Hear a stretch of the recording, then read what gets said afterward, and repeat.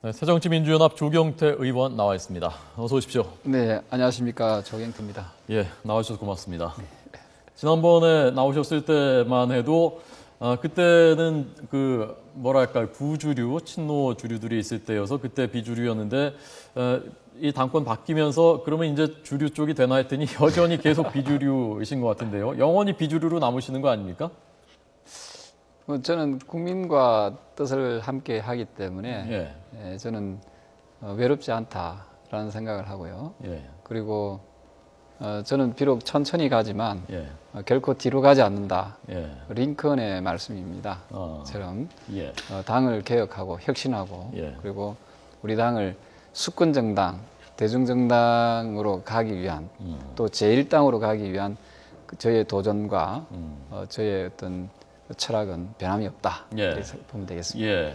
정치인이라는 것이 새를 불리고 또 같이 하는 동지들이 늘어나고 그래야 점점 더 단계가 올라가는 것일 텐데 당내에서 좀 그 조경태 최고위원님의 이제 최고위원까지 지내셨는데 그 뜻에 따르고 그 새를 같이 하고 그런 사람들이 좀 늘어나고 있습니까?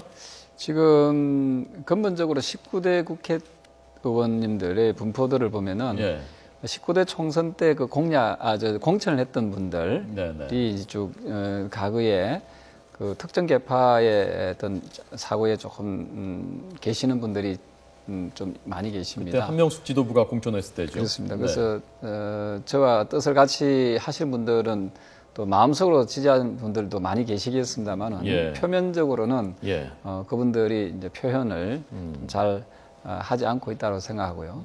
다만 일반 당원들께서는 지난번 전당대회에서 제가 현장 투표에서 제가 1등을 하지 않았습니까? 그처럼 당원들은 이 변화를 많이 바라고 있는 걸로 그렇게 알고 있습니다. 지금도 계속 그렇게 생각하고 있는 건가요, 당원들이? 지금도 저보고 많은 분들이 그 여러 가지 역할, 조경태의 역할론이 이제 나와야 된다. 부산에서 민주당의 깃발로 3선을 했고 또한 지난 19대 총선에서 부산에서 민주당 깃발 달고 58.2%라는 그 경이적인 득표를 했던 부분에 대해서 당원들이 상당히 기대를 하고 있는 그런 말씀을 주십니다. 세월호 특별법 지금 꽉 막혀 있지 않습니까? 박영선 대표가 2번 협상했는데 다 뭐 없던 일이 됐고요. 이걸 어떻게 풀어야 된다고 생각하십니까, 최고위원? 저는 세월호의 문제가 법치와 인권 그리고 진상 규명에 저는 그 초점을 맞춰야 된다라고 생각합니다. 뭐 의사자 문제라든지 뭐 대학 특례 입학이라든지 이런 본질과 조금 거리가 있는 이런 부분에 좀 국민적인 그런 혼돈을 좀 준 측면에 대해서 새정치민주연합 야당의 입장에서는 첫 단추를 저는 좀 잘못 끼우지 않았나 이런 부분이 듭니다. 이 점에 대해서는 우리 당이 조금 더 무겁게 그리고 조금 더 신중하게 접근하는 것이 좋을 것이다라고 보고 있고요. 그것이 법치 원칙에 좀 어긋났다고 보시는군요. 그렇습니다. 지금 말씀하신 대입 특례라든가 그런 것이. 그렇습니다. 그리고 이제 유가족분들을 다소 아쉬운 점이 있습니다. 하지만 이 세월호 문제는 모든 국민이 지금 관심을 가지고 지켜보고 있는 문제입니다. 심지어 최근에 방한하신 그 교황께서도 이 문제를 관심을 가지고 있기 때문에 이것을 뭐 함부로는 저는 대하지 않을 것이다라고 봅니다. 그래서 유가족분들도 받아들일 부분을 과감히 좀 수용을 해줬으면 좋겠고 우리 그 야당인 새정치민주연합에서도 이 문제를 유가족분들을 좀 더 적극적으로 설득하고 설명하는 그런 분위기로 빨리 갔으면 좋겠다. 그리고 또한 지금 경제가 매우 어렵지 않습니까?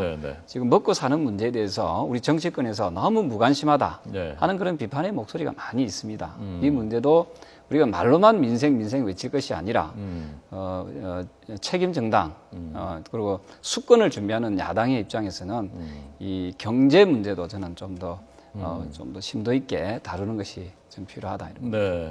지금 말씀하신 것이요. 그것이 옳다 그르다를 얘기하는 것이 아니라 어쨌건 그 문면을만 가지고 봤을 때 새누리당의 입장하고 굉장히 비슷하거든요. 크게 다르지 않거든요. 그래서 아마 그 당내에서도 그 정청래 의원 같은 분 자주 충돌하시는데 그분은 지난번에 커밍아웃하고 새누리당으로 가라고까지 그건도 했는데요. 그 부분에 대해서 뭐라고 답하시겠습니까? 그런 저는 법 위에 또 국민이 있습니다. 예. 예, 우리 대한민국 국민들이 이 문제를 어떻게 보느냐. 각종 여론조사에도 나오고 있지 않습니까? 예. 그 세월호 문제를 우리가 너무 지나치게 이 문제에만 저는 집중하는 것은 저는 옳지 않다 이렇게 보고 있고요.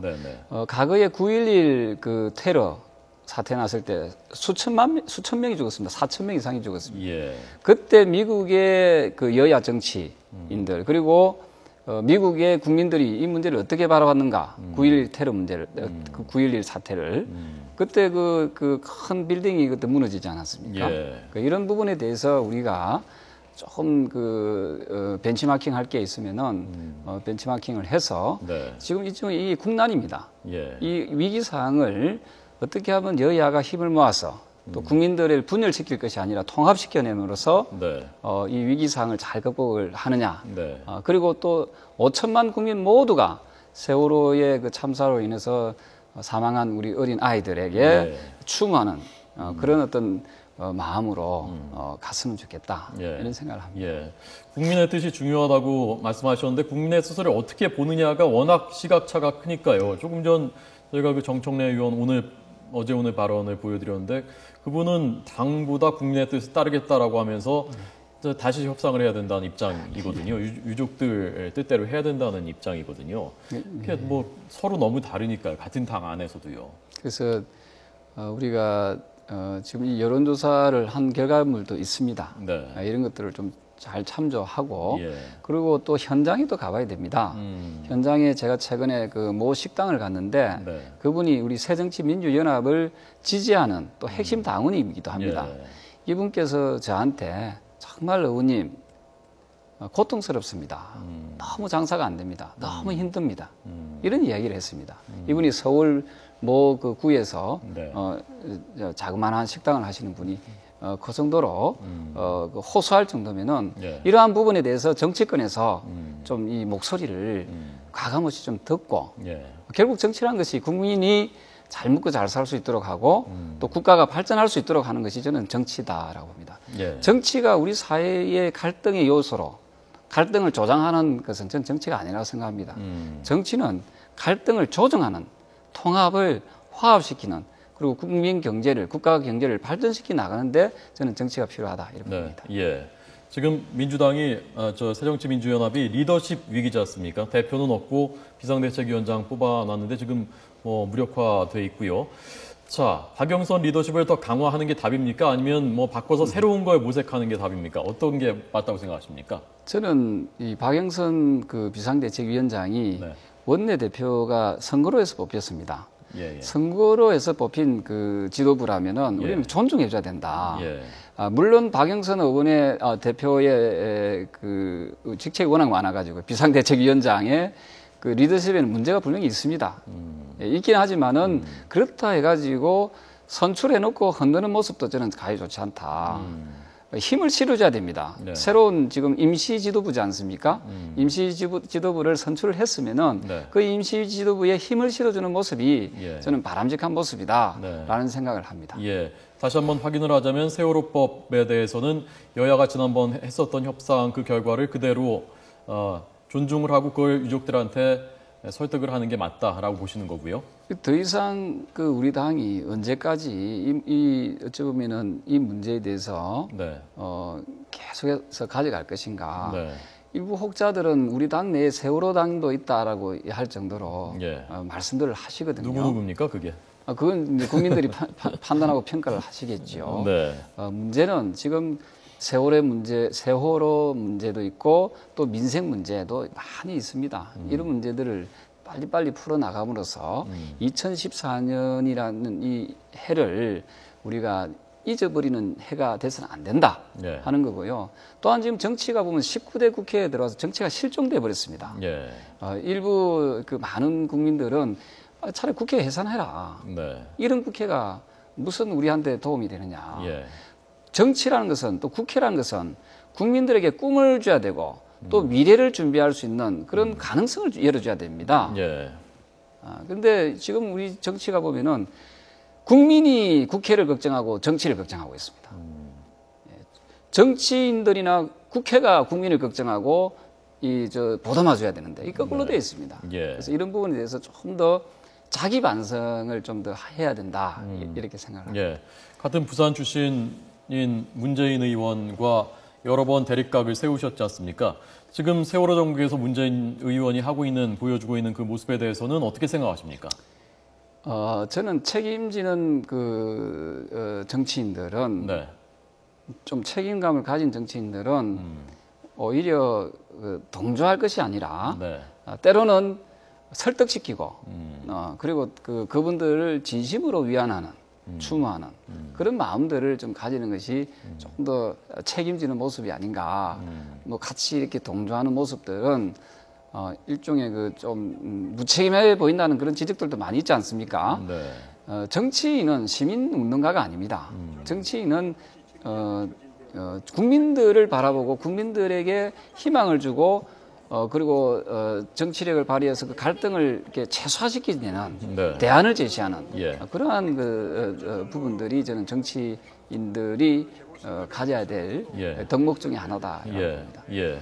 야당의 의원으로서 박근혜 대통령이나 여당에 대해서는 어떤 걸 요구하시고 싶습니까? 뭐라고 얘기하시겠습니까? 저는 지금 국민들 또 일부에서 또 주장하고 있는 이 믿지 못하겠다. 이 불신의 벽이 너무 강한 거거든요. 예. 그래서 이번 세월호 문제에 있어가지고 믿을 수 있는 확실한 지위 고하를 막론하고 책임을 져야 될 상황이 있다면 책임을 지게 만들고 그리고 다시는 이런 문제들이 발생하지 않도록 네. 최선을 다하는 모습, 예. 진상 규명을 철저하게 하는 모습을 보여줘야 됩니다. 그래서 신뢰의 정치를 저는 회복시켜주는 모습을 보여야 되고 저는 보일 것이라 생각합니다. 왜냐하면은 이 세월호 문제는 전 국민의 관심사이기 때문에 네.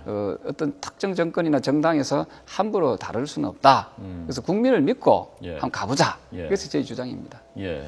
지금 조 의원님처럼 생각하시는 세월호법에 대해서 그렇게 생각하시는 분이요. 제가 궁금해서 여쭤보는 건데요. 새정치민주연합에서 그런 분들이 더 많습니까? 아니면 지금 그렇게 생각하시는 분들은 아주 소수인 겁니까? 제가 만나본 분들은 또 대화를 안 한 분들은 의원님들은 대체적으로 저하고 동의하는 분들이 많습니다. 비슷한 분들 만나셔서 그런 건 아니에요? 그런 건 아니고요. 네. 그리고 율사 출신의 우리 당 의원님들도 예. 대체적으로 저희 이야기에 대해서 상당히 공감을 하고 있습니다. 네. 저는 사실 법적인 부분에서는 저는 전문가는 아닙니다. 네. 그분들의 의견을 물어보면은 그분들이 이렇게 말씀을 주십니다. 그래서 제가 그럼 좀 얘기를 좀 하십시오. 예, 예. 라고 이야기하면은 조금 어려워하시는. 예, 얘기하기는 어렵다. 밖으로 내놓고. 자, 최고위원 지내셨고 최고위원은 일단 그만두셨고요. 다음 전당대회 때 뭐 대표 출마하십니까? 글쎄요, 지금은 뭐 당권을 논할 시기는 아니다. 예. 지금은 조금 전에 말씀드렸던 그 세월호법이라든지 세월호 문제 그리고 각종 민생 문제에 대해서 조금 더 올인하고 네. 국민들이 이 문제에 대해서 조금 더 이해할 수 있고 안심할 수 있도록 만들어야 된다. 예. 그리고 지금 비상대책위원회 체제지 않습니까?